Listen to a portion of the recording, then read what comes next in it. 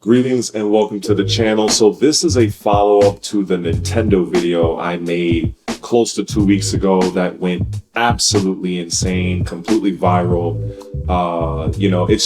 It's funny. I just want to say this real quick. In that video, I said something along the lines of, I don't know if this video will get 20 views, and then it ended up getting over 12,000. So hopefully this video will get 100 views and then we'll see what happens. But anyway, I'm gonna have chapters in this video for you to skip around to whichever part you want. But yeah, so I also want to just give a special shout out to all the subscribers, everybody that commented, whether you agreed or disagreed. I really appreciate you. The video ended up, giving me full monetization. As is evident with this. I'm just showing you this. So this came in the mail, so I'm really happy about that, and so that's a good thing. But yeah, so I want to do a couple of things in this video. I want to share a couple of articles and speak to what is officially known, give my take on it, as well as share some of my own personal history with Nintendo and why I've come to the decision and my perspective that I have on Nintendo. So sit back, relax. If you're not currently subscribed, please do so. Also, feel free to join the channel as a member. I'm definitely adding to that just about every other day. And so the channel is growing thanks in part to you and also my own efforts. So when we put them both together, we have growth. So anyway, let's kick this off. So the first thing that you're seeing on the screen right now is end user license agreement, right? I think that's what they call it, right? The EULA, whatever. So I've seen this appear on my feed from other content creators, and I just want to speak to this. This is just really, really crazy. When this is the part I usually see highlighted the most, this part right here. Essentially, the way I see it is Nintendo can essentially screw you over, brick your console, based on whether or not they suspect that you are using pirated software or whatever suspicions they may have. And when you agree to this EULA, this end license user agreement, you also agree to this. Basically saying this agreement contains a binding arbitration provision and class action waiver in section 16 that, to the fullest extent permitted by law, requires both you and Nintendo to resolve most claims as defined in section 16 on an individual basis and not as a class arbitration, a class action, any other kind of representative proceeding, or by jury trial. You may opt out of the binding arbitration by following the procedure in section 16J. So I don't want to spend too much time on this, but this further illustrates why I said F Nintendo in that last video. Essentially, they can screw you over, they can bend you over, spread your cheeks, and do what they want to you, and then you are basically giving away your power, your legal rights, essentially. And I for the life of me, at this point in time, I cannot understand anybody that is still willing to support this organization, this company. I just can't. I understand that there are people, right? I get it. I've seen some of you in the comment sections of that F Nintendo video. Some of you were parents. Some of you were buying it for your kids. I get it. It kind of sucks still, but I guess I can get it. Others, some of you guys are diehard Nintendo fans. Honestly, I don't mean to be facetious. I feel sorry for you guys because you guys are literally getting railed out with no lube. And I'm just going to keep saying that. There's no other way for me to say this. Some of you might be video game collectors where you got the money to basically buy anything. So I can't really include y'all because y'all just going to buy anything anyway. But it's just one of those situations. I refuse to support this scummy ass company. I just can't. I appreciate the work and the effort that goes into making these games. I even appreciate the games themselves, but the company itself at the executive level, they are basically scum. That guy that's leading the company now, his name is Bowser. How appropriate, okay? The man is literally named after, his last name is the main antagonist of your flagship title. Like, come on. So, you know, I refuse to support this company. But anyway, let me move on to this next piece of information, because this one I dug a little bit deep. And this is from 2017, mind you. You can see here, this is February 6th. Oh no, excuse me, this is 2021. And so this particular article surrounded the Joy-Cons of the Nintendo system that was out at that time. And okay, that's the reason why I said 2017. The lawsuit, yeah, it says Nintendo is facing legal trouble around the world for the continued problems surrounding Joy-Con drift. The issue causes the Switch controller to falsely register thumbstick input, leading to unwanted reticle and/or character movement, has been reported since the launch of the Nintendo Switch in 2017. That's why I thought it was 2017. So the article is 2021, but the issue at hand was 2017. So this is partly the reason why I believe in today's time of 2025, why Nintendo decided to add that BS clause that you can't class action lawsuit them, because this is the company. This right here is a company that has no problem screwing you over as a diehard Nintendo fan. That this right here is the absolute unmitigated proof. When I, you know, and while I'm scrolling down, you can pause the video if you want to read the article. But looking at this right here, this is crazy. And you know what? I won't even be surprised if this issue will persist with the Switch 2. But even if it doesn't, let's just say if the Switch 2 ends up being a quality console, let's just say, for argument's sake, I still cannot support a company that is as anti-consumer as Nintendo is toward its own fans. I just cannot. I refuse to do so.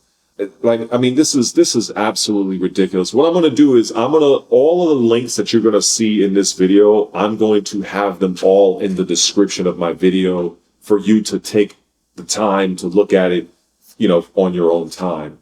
But yeah, this article is just various lawsuits from different people. This is just absolutely ridiculous.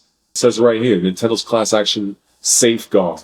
In every such case filed against Nintendo to date, the company has successfully compelled arbitration and out-of-court method of dispute resolution where a neutral party decides whether or not the claimant is entitled to damages. Nintendo's success in filing these motions is due to its end-user license agreement, which Switch owners must agree to during the console's initial setup. The EULA includes a provision in which Switch owners waive their right to file a class action lawsuit. So basically, I just read that part prior.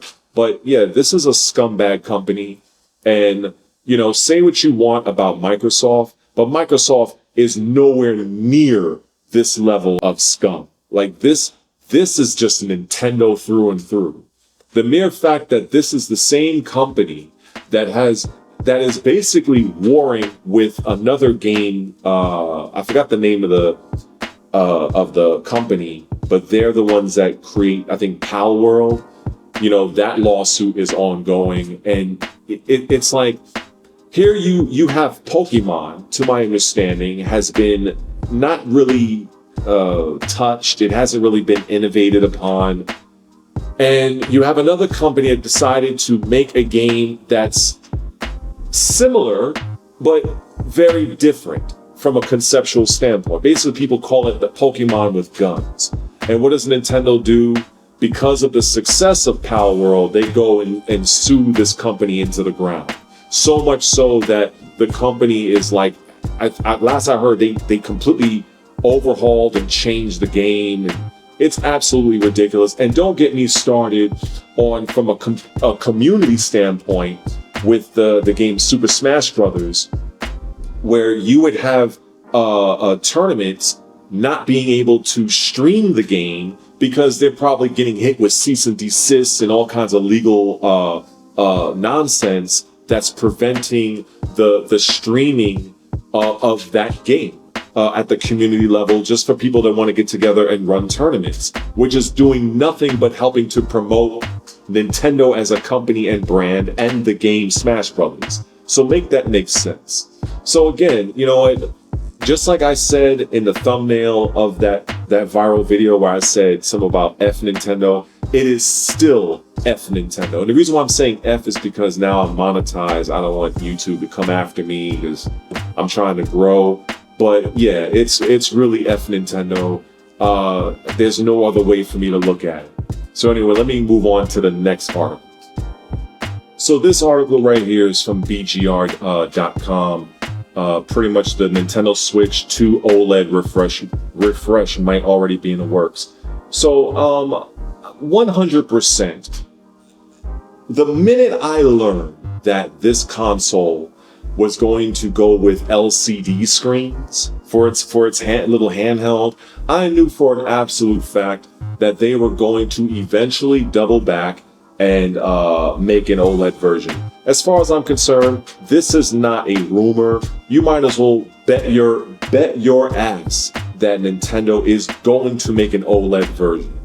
It's just a matter of time. So some of you diehards that's gonna rush out and open your wallet to spend money on this console. Then probably a month or two later, they're going to come out with the OLED, and now you're just going to have the tough decision of, do you buy the OLED? Or like, it's absolutely ridiculous. But yeah, so I just look at this as not being a rumor. I look at this as being a spoiler as far as I'm concerned. Yeah, I 100% believe that this OLED version is going to happen. It's only a matter of time. This is definitely 100% within Nintendo's playbook. They continuously release an anemic, inferior console from a specification standpoint, as well as visually when it comes to like, all right, well, they're going to use this screen panel, but wait, now they're going to release a new version with this screen panel. So yeah, it's anti-consumer on so many different levels. And I don't even know what else to even say about this. This is a very short article, but again, like I've said, I will add each of these articles in the description of the video for you to kind of, look after and, whatever it is you want to do with this. Anyway, let's move on to the next segment. Now, this article right here is from Game Rant, and this is a pretty lengthy article. They kind of cover quite a few things here. This article could have probably just been a whole video onto itself, but hopefully you're staying with the video, rocking out with me as we cover all of this. So Nintendo Switch 2's physical games controversy explained. So this was published 4 hours ago, which is interesting. The launch of the Nintendo Switch 2 is poised to be one of the biggest gaming moments of the year, but the brand new console hasn't been free from controversy since the announcement of the Switch 2 back in January. Many fans of Nintendo have been eager to find out more about the Switch successor. As part of the announcement, it was teased that additional information would be revealed in April during a Nintendo Direct event dedicated to the console. So, yeah, again, you can pause the video if you want to read. Let me see. The Nintendo Switch 2's game key cards ignite further. Yeah, I've heard about this whole key card nonsense. So in short, game key cards don't contain the full data of a game. These game key cards are sealed in a normal package, but instead of actually holding the game inside, it holds a card that unlocks and downloads the full data via the internet once inserted into the Switch 2. One of the biggest criticisms from Nintendo fans is that this is essentially paying for a box and not actual ownership of a game. which is a major concern that is growing as the industry evolves. Of course, it's important to note that game key cards are for third-party titles exclusively, but it's still a blow to Nintendo fans who prefer. You know, when I heard about this whole key card thing, I just thought it was just Nintendo again being Nintendo. I remember during the GameCube era, they had those little stupid tiny discs. You remember the ones that looked like they were like about this small that you use for the GameCube. You know, Nintendo is doing or has done all sorts of things to just be difficult, anti-consumer. You know, I will say that the move away from ownership is definitely a significant situation in the games industry. And even that could be its own video. I might actually speak on that in a separate video. So I'm not going to go too deep in it here. But I just feel that this is just absolute nonsense, no matter how you slice it. You know, I feel like this situation could have been handled a different way. But this is what Nintendo wanted to do. And also I heard, and I don't know how true this is, I've seen it on Instagram. There's a guy, his name escapes me. He creates like little shorts on Instagram, and he's talking about different consoles. And he said something about these digital downloads. You can't, if you want to play with somebody else, that one download, you can't share it to somebody else or something like that. I have seen an article with Nintendo, them detailing breaking down the game sharing mechanic, but I think that was for physical games. I think for digital, and you can correct me if I'm wrong in the comment section, but I think for digital, if you have multiple people, you have to have multiple copies of the digital game or something of that nature. But even that was just really convoluted for me to understand. And if that is indeed the case, like I said, I don't really know for sure. It's just what I've heard. I just think that it's also nonsense. But let's move on further down here. Then you have this here, the Doug Bowser. He says, Doug Bowser, the head of Nintendo of America, recently spoke with IGN and explained the reasoning behind Nintendo's game key cards. He stated, in the immediate future, physical games are still a part of our business. Continuing, Bowser claimed, game key cards are a way that our publishing partners are able to bring more content onto the platform. Deeper and larger, more immersive content on the platform. While the reasoning is understandable, it has still left a lot of Nintendo fans sore.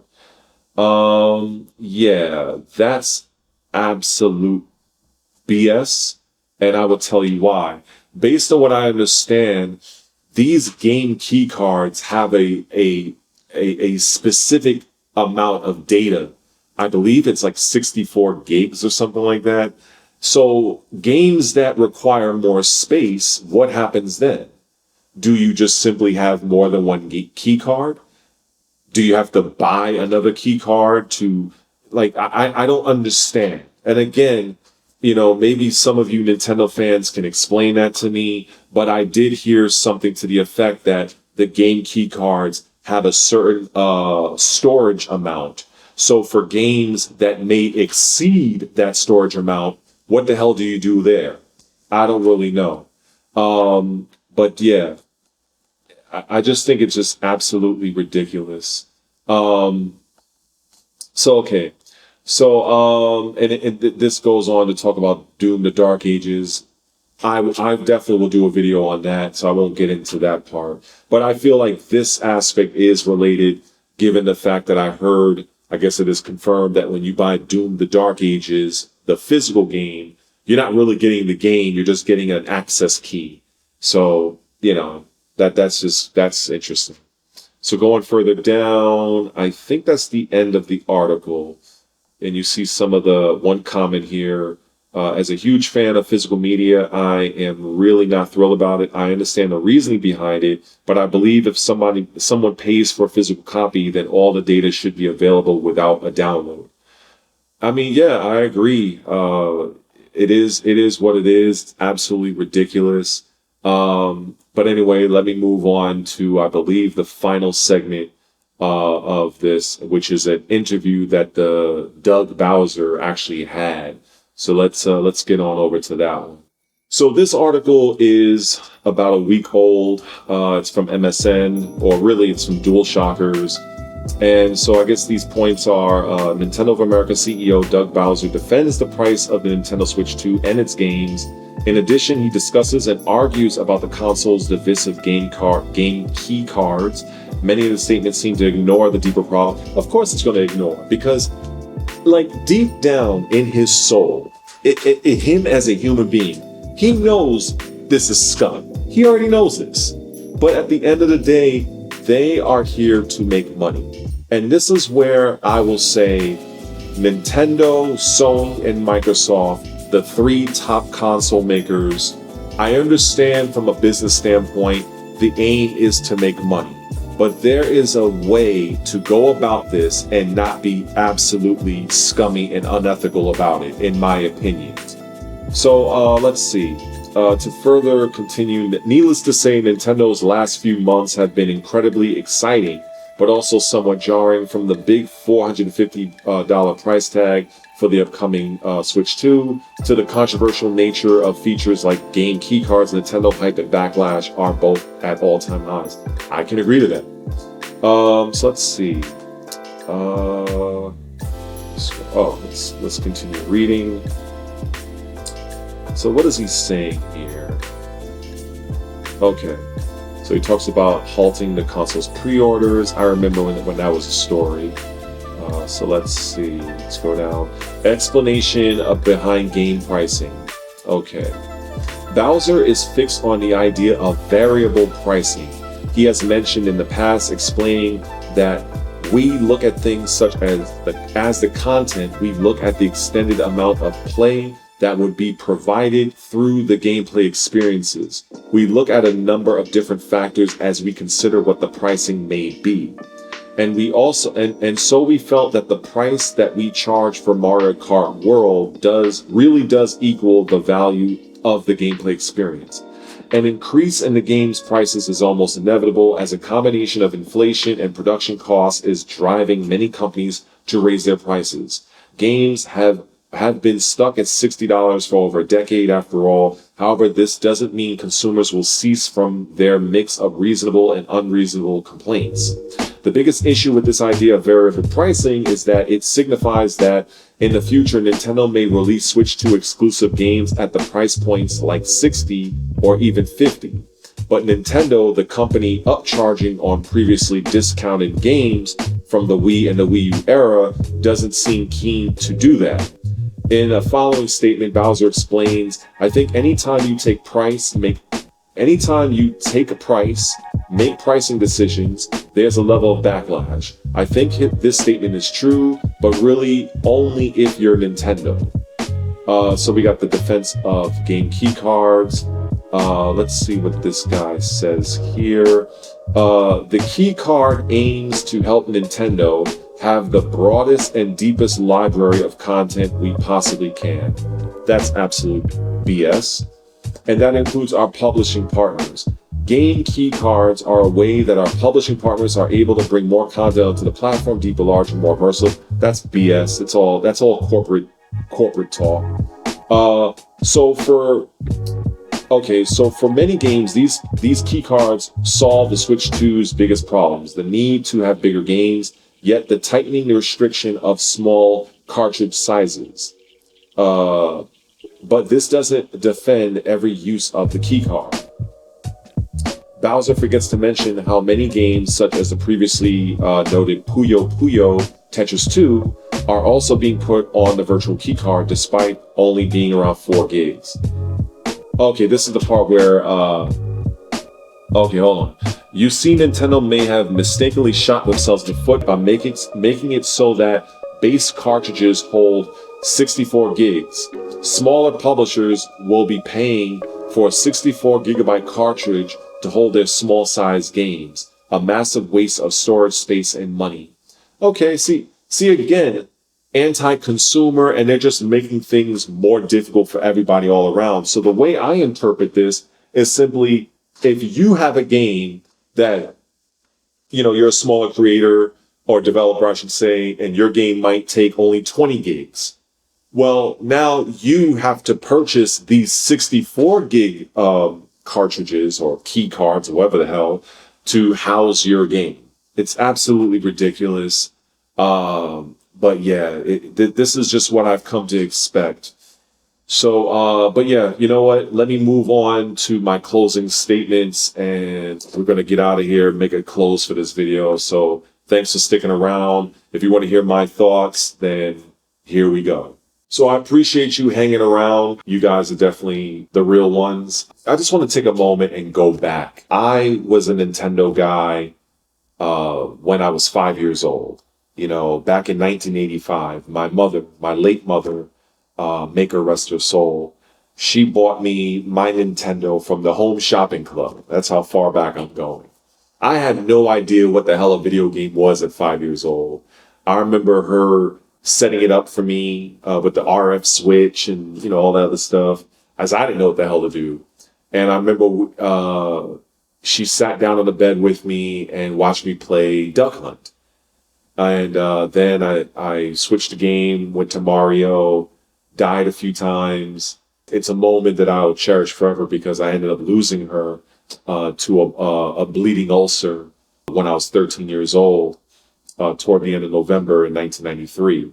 And so I didn't have my mother long, but she definitely introduced me into the game, into the world of video games. And I can just say that, while I'm very critical of Nintendo as a company, I'm directing my angst, my anger, my frustration to the very top, to the people, the movers and shakers, the ones that's responsible for this BS that's going on with Nintendo. The people, as I've said in the viral video, that make the games, the ones that's, they're just trying to support their family. I don't have nothing against them. It's the corporate people at the top that are just making these ridiculous anti-consumer decisions. Those are the people I have an issue with, and those are the people I say F Nintendo, because there's no other way for me to look at it. This is not the same company, even remotely, that I was reared up on. It just is not. I've watched the downfall of this company, the downfall in terms of the quality and what is being offered to the consumer for a long time. For a long time, I was a Nintendo guy. I never owned a Sega console, for instance, because back then it was Nintendo and Sega. I would go to my friend's spot and play his Genesis and the Sega Saturn and so on and so forth. But I was always a Nintendo guy right up until GameCube. Toward the end of the GameCube lifespan, I was done. I saw the writing on the wall with the Nintendo Wii. I knew that goddamn system was nothing more than a paperweight. I knew from the very jump that it was just something that was going to collect dust. I knew it was just a gimmick. I knew that it was completely underpowered. And I knew it was not worth the price that Nintendo was asking for. And then the Wii U, same story. The Switch, same story. And now the Switch 2, the same story.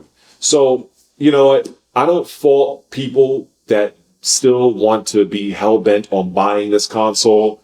I just feel, for me, I will never contribute another dime to this scumbag company, as far as I'm concerned. Maybe at some point in time, they will have a change in leadership, maybe, and then they will go back to being more pro-consumer. But as far as I'm concerned, at current level, I think they're absolute scum. They're ripping off their fan base. They're taking advantage of the loyalty of their fan base. And as I've said many times in the comment section of my prior Nintendo video, Nintendo is essentially an overpriced nostalgia trip. I will say this again. Nintendo is an overpriced nostalgia trip. That is all they are. That is all they have become. There is nothing about that console that's coming out, I think in June 5th, that has any, I don't see any real value proposition there. I don't.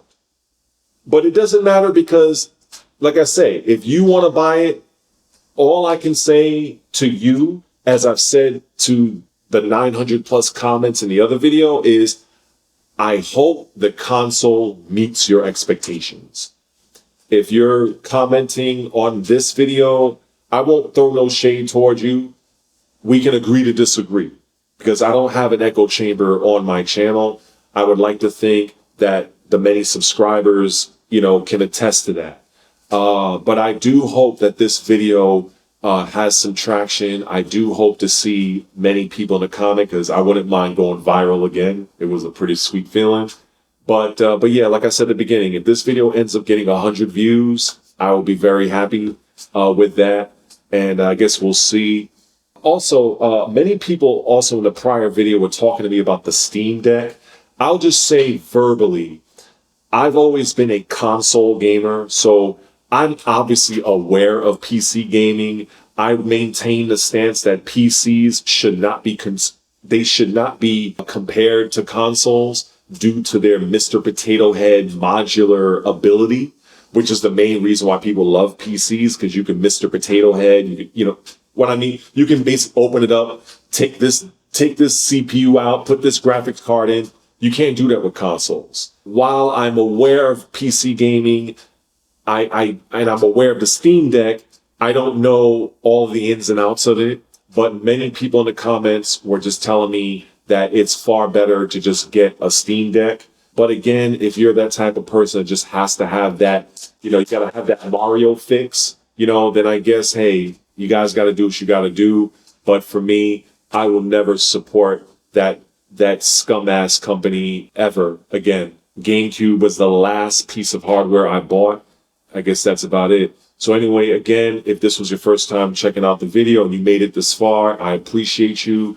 If you haven't subscribed, please do so. And also consider joining the membership, trying to build a very large community here.